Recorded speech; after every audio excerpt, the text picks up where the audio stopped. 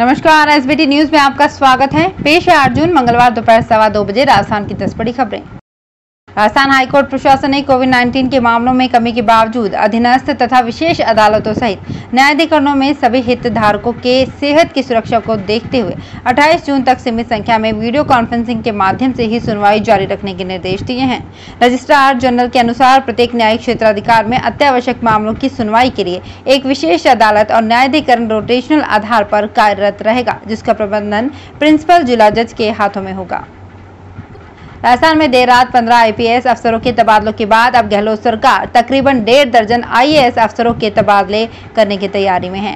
तबादला सूची को लेकर सरकार में उच्च स्तर पर मंथन चल रहा है। माना जा रहा है कि इस सप्ताह में कभी भी तबादला सूची जारी हो सकती है।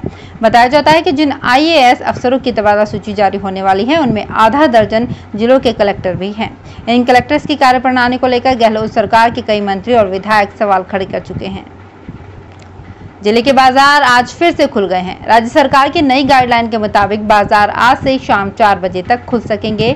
ऐसे में व्यापारियों में व्यापार को लेकर काफी उत्साह है। 11 बजे तक की छूट में जहां व्यापारी धूप बत्ती कर ही वापस घर लौट रहे थे, वहीं वे अब फिर से दुकान का बाहर तक सामान जमा कर बैठते हुए दिखाई दे रहे हैं। बाजार खुलने से आमजन की आवाजाही भी खासी बढ़ गई है।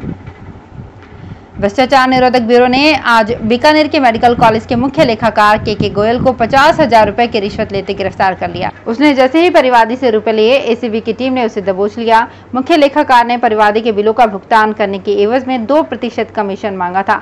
बाद में वो 1% कमीशन पर सहमत हो गया। परिवादी ने मुख्य लेखाकार द्वारा रिश्वत मांगे जाने पर शिकायत की तो एसीबी ने सत्यापन करवाया। सत्यापन में सही पाए जाने पर लेखाकार को पकड़ने के लिए जाल बिछाया गया।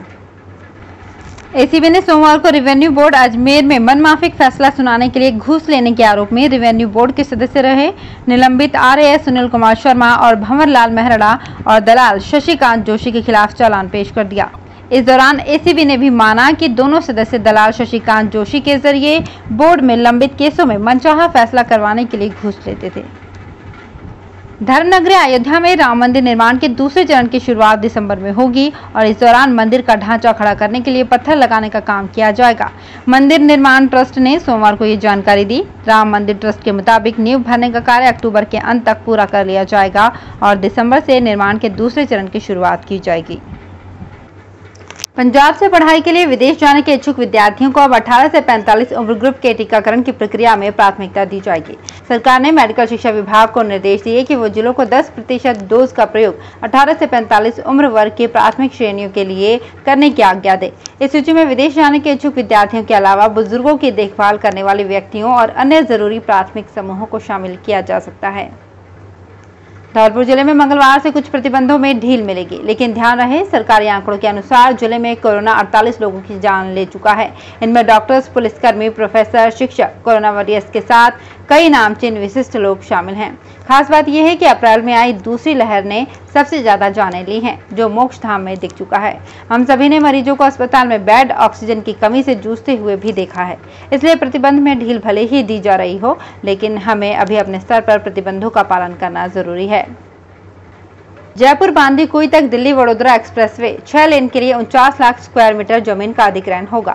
लिंक रोड के 70 किलोमीटर की दूरी में 85 गांवों की 491 हेक्टेयर जमीन को हाईवे अथॉरिटी ने चिन्हित किया है। जयपुर में 251.61 हेक्टेयर और दौसा में 238.54 हेक्टेयर जमीन का अधिग्रहण किया जाएगा। अधिग्रहण के लिए बसवा, बस्सी, जमवा, रामगढ़ और जयपुर तहसील के चारों तहसीलदारों को अपने अपने क्षेत्र की मौके पर जमीन की जाँच रिपोर्ट तैयार करने को कहा गया है। चारों तहसीलदार 30 जून तक जांच रिपोर्ट तैयार कर जयपुर कलेक्ट्रेट में एडीएम तृतीय राजेंद्र कविया को सौंपेंगे। इसके बाद जुलाई में जांच रिपोर्ट को हाईवे अथॉरिटी को सौंपा जाएगा। बच्चों के खिलौनों से लेकर उनकी किताब तक प्याज के कण के भरोसे है। ये कण खेत में बोया जाएगा। उसके बाद पैदा होने वाली प्याज का अच्छा भाव मिलने पर ऐसे हजारों परिवारों के बच्चों के घर में खुशहाली लौटेगी। असल में कोरोना महामारी के कारण पहली व दूसरी लहर में किसानों को सब्जी की फसल में मोटा घाटा हुआ है। अब प्याज पर उम्मीद टिकी है। तो फिलहाल इस बुलेटिन में इतना ही। फिर हाजिर होंगे कुछ और बड़ी खबरों के साथ। एसबीटी न्यूज के और भी वीडियोस को देखने के लिए हमारे चैनल को सब्सक्राइब करें और नोटिफिकेशन पाने के लिए बेल आइकन को प्रेस करें।